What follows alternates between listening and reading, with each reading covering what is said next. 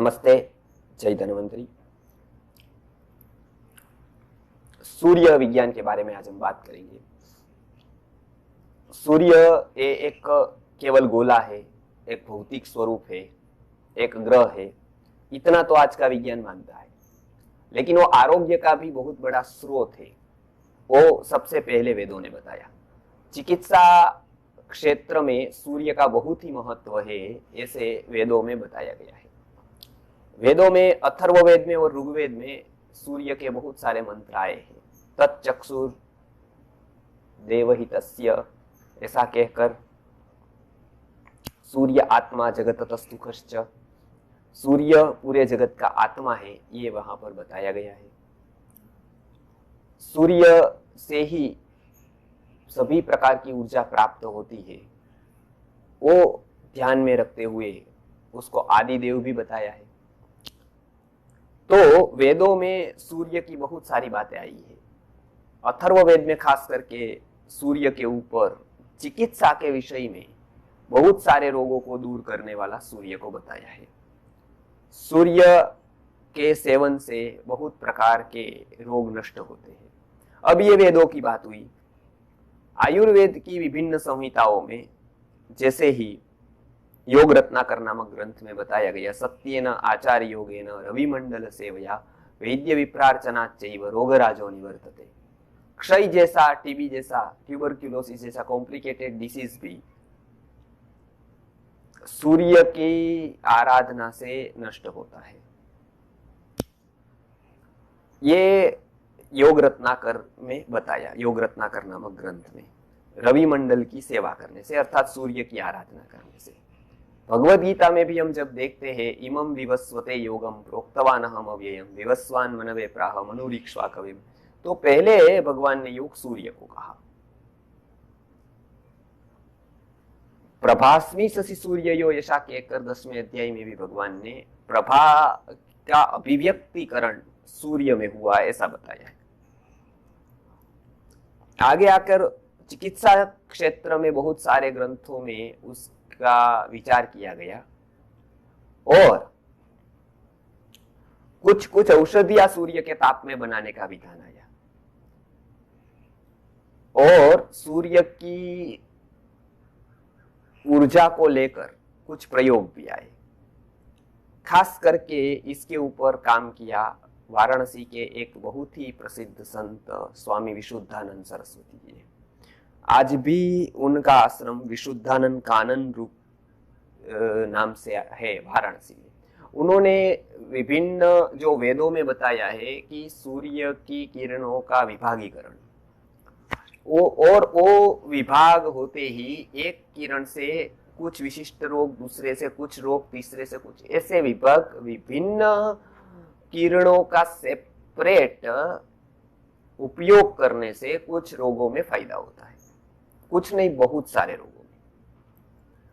तो ये प्रयोग उन्होंने ग्लासेस मंगवाकर उस समय पर किए। जर्मनी से ग्लासेस मंगवाए जब गोपीनाथ कविराज जी थे, संपूर्णानंद संस्कृत विश्वविद्यालय के वो चांसलर थे।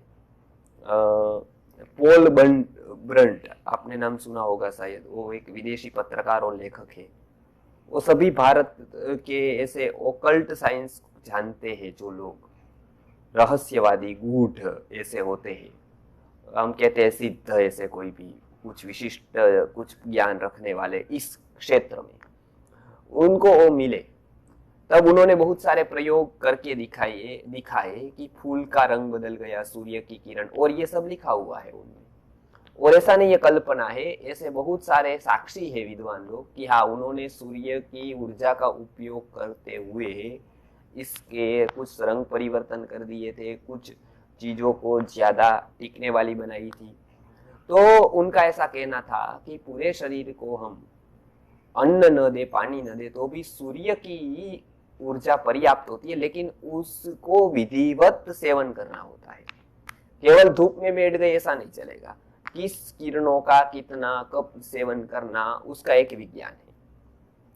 ये विज्ञान का उन्होंने उपयोग किया तो वो निराहार रह सकते थे, सालों तक वो निराहार रहे, आहार बिना के, कुछ समय पानी बिना भी रहे, और वो बहुत बड़ी फलवत्ता अध्यात्म में नहीं है। पानी बिना रहना, अन्न बिना रहना, इसका कोई अध्यात्म के साथ इतना संबंध नहीं है, लेकिन सूर्य विज्ञान के साथ तो इसका बहुत ही बड़ा फलितार्थ देखने को। उसका कारण है कि यदि वो पोषण करने की शक्ति सूर्य में है तो बहुत सारे डिसीज की, रोग दूर करने की और सूक्ष्म पोषण देने की शक्ति भी सूर्य में है, जो पचन क्रिया की प्रोसेस के बिना सीधा शक्ति में रूपांतरित होता है।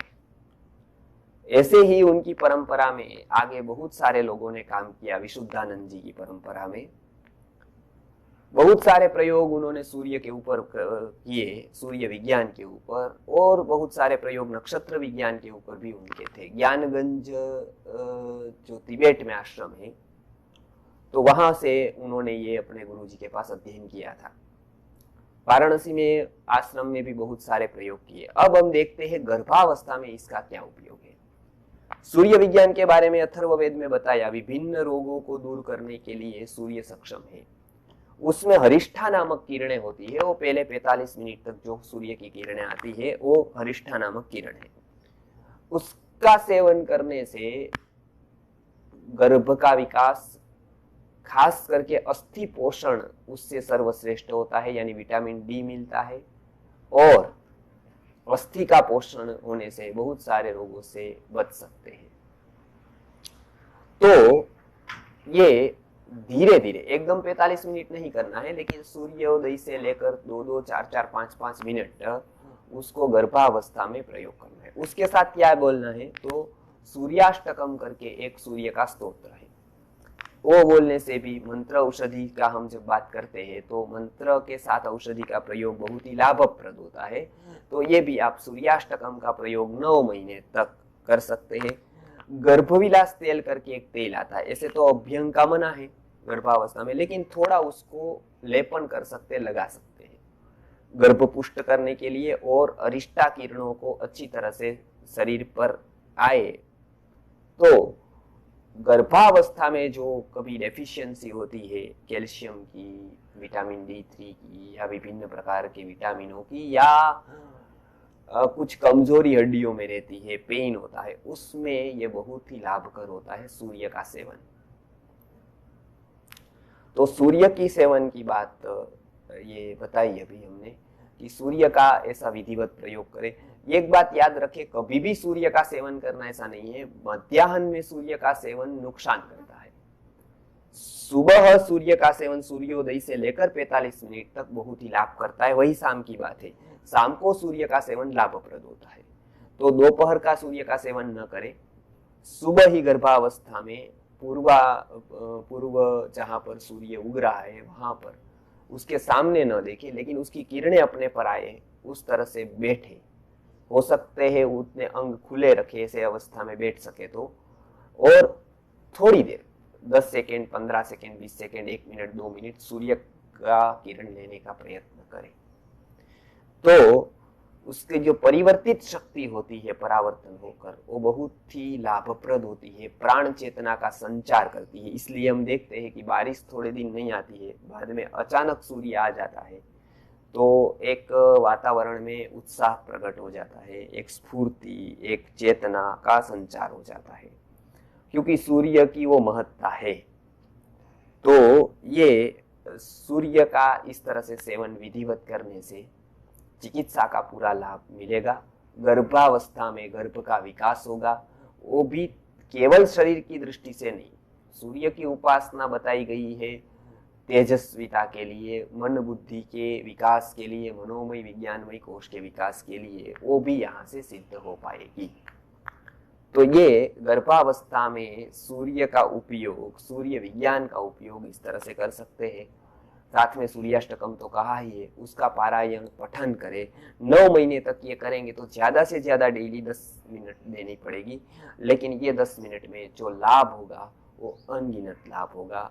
तो ये सूर्य का उपयोग करके, सूर्य साधना का, सूर्य विज्ञान का उपयोग करके हम उसमें गर्भ पोषण, गर्भ का विकास एवं गर्भ का चेतना के स्तर का विकास भी कर सकते हैं। नमस्कार, जय धन्यवाद।